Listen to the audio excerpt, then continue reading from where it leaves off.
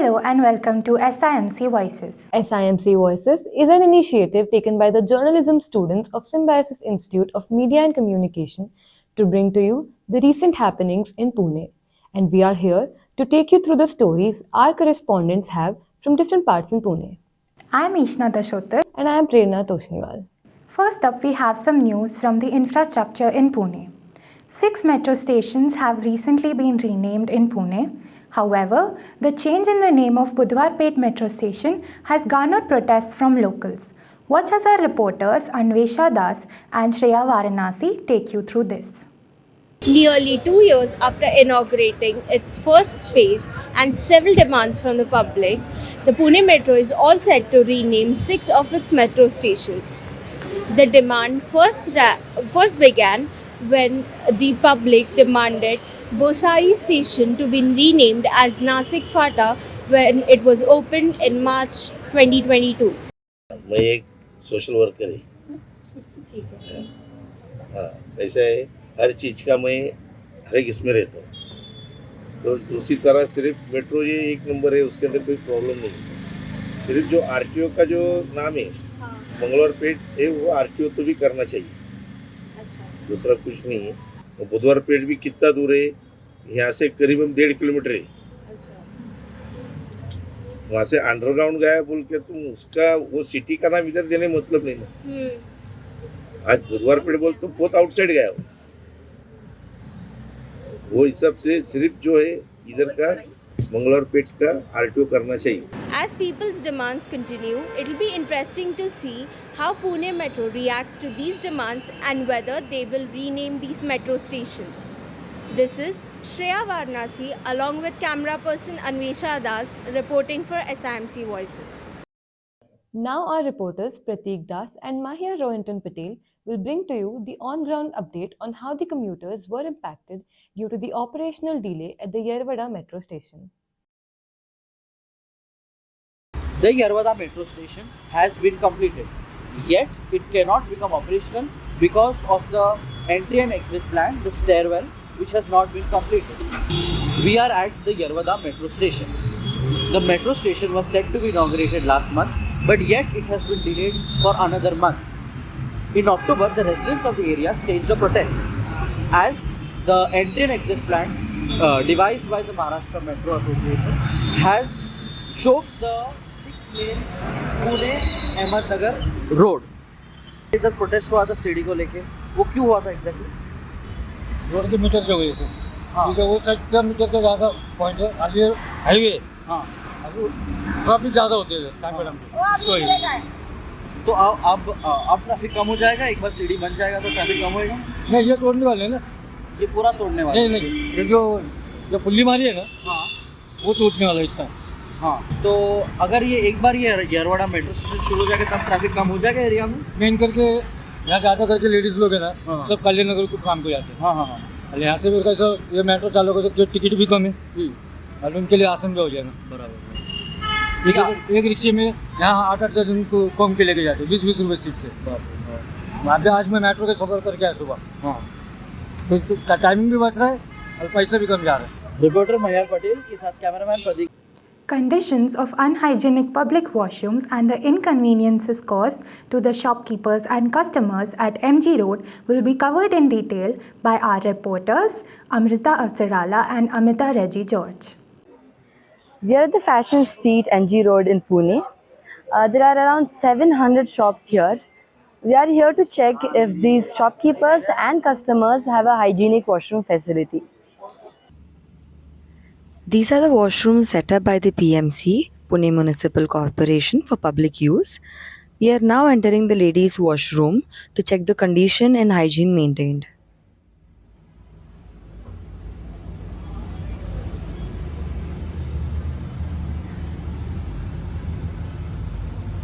यहाँ के जो बाथरूम की दिक्कत है, हमको एक्चुअली वीकली में 3 बार कॉल करना पड़ता है, तब जाके एक बार आते हैं वो लोग चेकिंग के लिए।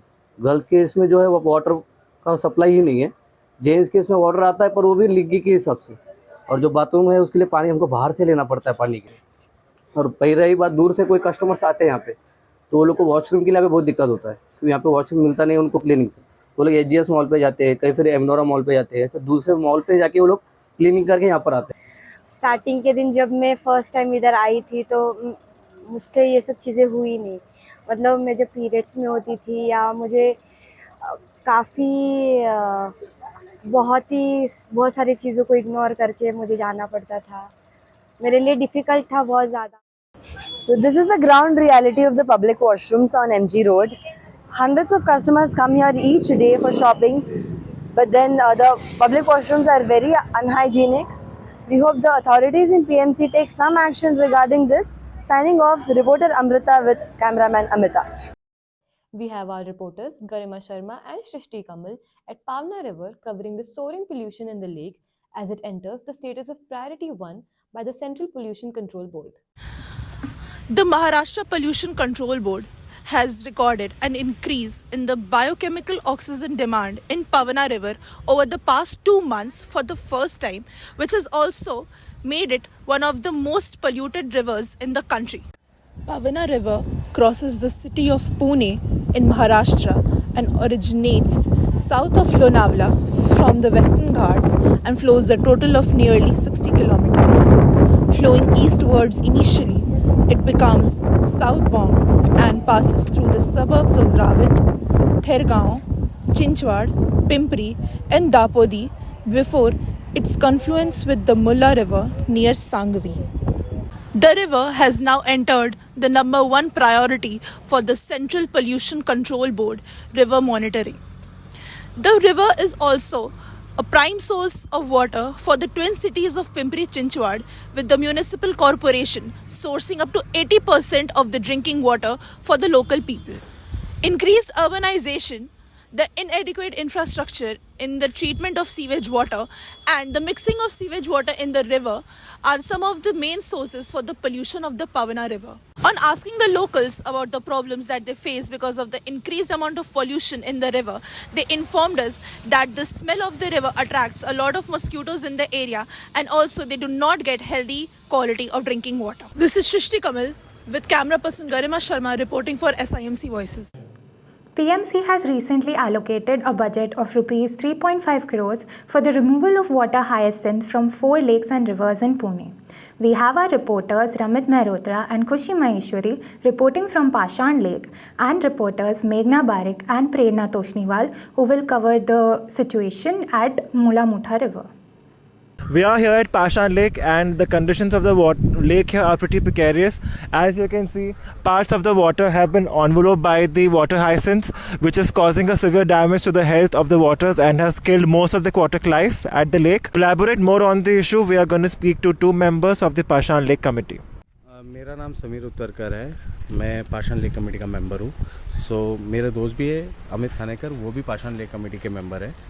सो बेसिकली यहाँ पर जो प्रॉब्लम्स है, यहाँ जो इसका प्रॉब्लम वाटर हाइसिंथ का, जिसको हम मराठी में जलपर्णी बोलते हैं, तो इसका बेसिकली प्रॉब्लम यह है कि जो सीवेज वाटर जो आता है basically comes from Bhugaon Bavdhan के साइड से जो रेसिडेंशियल एंड कमर्शियल प्रोजेक्ट्स है उसका सीवेज यहाँ पे डाला हुआ है एंड गवर्नमेंट कुछ कंपनीज़ का भी सीवेज इसमें आता है. So that is the main reason कि ये वाटर हाइसिंथ बढ़ रहा है.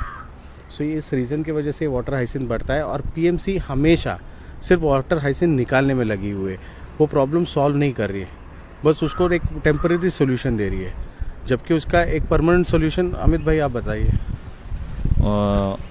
STP प्लांट जो है वो अभी काम चालू है उसका, अभी वो किया तो अच्छा है. और ड्रेनेज का जो भी पानी आता है ऊपर का भुगाव बावधान, तो रोकना चाहिए किस तरह से भी. वो अगर बंद हो गया तो ये पूरा सोल्यूशन हो जाएगा. कंपनी का पानी या और कोई आता है तो वो आए 100% सॉल्व हो जाएगा वो. और लोगों ने आपसे कोई कंप्लेंट्स करी है कि मतलब पानी ख़राब है या फिर यहाँ पे नहीं है, ये पानी पीते ही नहीं है. ये कंप्लेंट्स इस तरह की आती है कि मस्कीटोज इन रेनी सीजन तो डेंगूज एंड ऑल, तो ये तो सारी तो मतलब नॉर्मल सी चीज़ें हो गई. The problem doesn't really stop here. There are multiple rivers in Pune that have been affected by the water hyacinths. Over to Meghna to explain you the issue on the Mula-Mutha River. We are at the Mula-Mutha River right now. On talking to the locals, we found out that the issue of mosquito and solid garbage has been a consistent issue since a very long time. Every year, the authorities take actions such as spraying of insecticides and disposal of solid garbage. However, there has not been a permanent solution to this problem. ये जो अभी जो है ये नाले का पानी है, इससे मच्छर और बाद में वो जो पानी का नाले का पानी आता है इससे भरपूर कचरा पानी जमा हो जाता है। हर दुपकाले में उनका दवा मारना रहता है, उन लोग आते हैं दवा मारते सब कुछ मारते। अभी तो पानी जितना नाले कम रहेगा तो उतना उसमें मच्छर तो बिच्छर होना ही वाला है। Budget of rupees 3.5 crore has been allocated by PMC to Pashan Lake, Mulla River and two other rivers of Pune to find a permanent solution to this issue. The results are to be seen in the upcoming monsoon. With camera person Prerana Toshniwal, this is Mehendale reporting for SIMC Voices. Our reporters Alakshendra Singh and Ajay Hanje will be talking to the owners of the land that was acquired by the government for the Outer Ring Road project. Good morning. Today we are at Pirangut Chauraha, which is one of the focal joining points of the proposed Pune Ring Road. Now, originally this outer ring road was proposed in 2007, but the second plan was again proposed in December of 2023, when the construction would start. This would roughly put the date of completion of the construction around December of 2026. The Pune Ring Road project is about 173 kilometers long, and the western region of the project is supposed to start as the land acquisitions have been completed. But as we can hear from Sagar Wadne, the 35-year-old shopkeeper in Pirangut, the project is yet to begin. ये काम शुरू होने की कब बात हुई थी और अब क्या हो गया? 2 साल पहले की बात है। 2 साल पहले हमारे गांव में आके बोले थे रिंग रोड होने वाला है, किसका गट नंबर जाता है वो बोले थे। उसके बाद में 1 साल तो वैसा ही गया, दूसरे साल में आए वो हमको उसका नक्शा दिखाया, उसके बारे में बोले जिसका जाता है उसका नाम आया था। उसके बाद में वो रेट बोले, रेट के बाद में 3 महीने के बाद उसका खरीदी करवाए, उसके बाद उसका पेमेंट मिला। अभी ज़मीन ऐसा ही पड़ा है, अभी वो लिया नहीं है, उसमें इसमें लिया नहीं, अभी नहीं हुआ है, कुछ नहीं शुरू हुआ, अभी वैसा ही। And that's all for today. This is Alakshendra Singh reporting from Pune with cameraman Ajay. Thank you. The Zero Fatality Corridor initiative has led to a significant reduction in road crash fatalities on the Mumbai-Pune Expressway. Our reporters Abhijay Rajvesh and Dhrumal Modi will take you through the changes that have come about through this initiative. This is the Mumbai-Pune Expressway, which is infamous for the amount of accidents that occur here. The authorities have taken several initiatives here which have led to the heavy reduction of casualties in the area. एक तो पहला factor है कि जो police force है उसका जो ratio है वो बढ़ गया, तो रास्ते पे पुलिस ज़्यादा होने के कारण जो रास्ते का या ट्रैफिक रूल्स का जो उल्लंघन कर रहे उनके ऊपर कंट्रोल आ गया।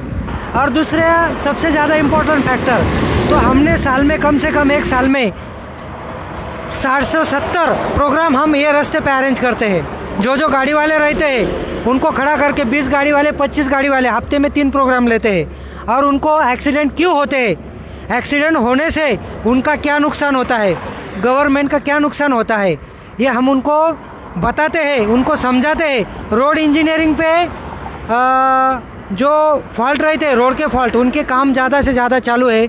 जो हेल्पफुल है, साइनेज बोर्डेज जो ट्रैफिक रूल के मुताबिक ड्राइवर को समझने में आता है वो ज़्यादा से ज़्यादा इम्प्लीमेंट कर रहे हैं। और एक बहुत बड़ा प्रोजेक्ट चल रहा है अभी, सीसीटीवी कैमरा रोड पे इंस्टॉल कर रहे हैं। उससे अभी हमने 2 साल में 60% कम किया, लेकिन अगले आने वाले साल में जो बचा 40% है उसमें से हमारा टारगेट है कि और 25% हम कम करें और ज़्यादा से ज़्यादा लोगों की जान बचाएं। The Zero Fatality Corridor has led to massive reduction in road crash fatalities. Several initiatives such as road engineering, traffic enforcement, trauma care and road user engagement has been implemented to order to improve highways nasty record. According to reports, more than 3,500 engineering related issues have been dealt with. Speed cameras and vehicle activated speed signs have also been added as part of roads safety initiative. This is Dhrumal Modi with cameraman Abhijay for Voices SIMC. A naturopathy hospital at the National Institute of Naturopathy in Pune was virtually inaugurated by Prime Minister Narendra Modi recently. Let's have a look at the institute with our reporters Khushi Bhuta and Pooja Mahabadi. We are currently standing in the National Institute of Naturopathy Pune, where a 250-bed facility was inaugurated virtually by our Prime Minister Modi. This falls under the Nisargagram project of the institution. This is an autonomous body run by the Ministry of Ayush, Government of India. Naturopathy is a system of medicine. It's rational and highly sophisticated in such a way that we make people to go back to their natural mechanisms to come to fore. So it's without any chemicals or without any medicines that way. I mean, it's a non-pharmacological methods of treatments are given, such as sun is our medicine, water is our medicine, food is our medicine, air is our medicine. So we use these natural elements as medicine, and which will start working in bringing the needed response in the body. So the basic premise is body is a living machine. It knows to correct all by itself. You just have to allow it to work. ये पहला दिन पूरा मालिश करते हैं तेल से, दूसरा दिन आज स्टीम बाथ मालिश पूरा अच्छा एकदम अच्छा करते हैं, मस्त है. This is Pooja Mahabadi reporting from National Institute of Naturopathy with camera person Khushi Bhuta. Finally, we have some news from the field of art and culture.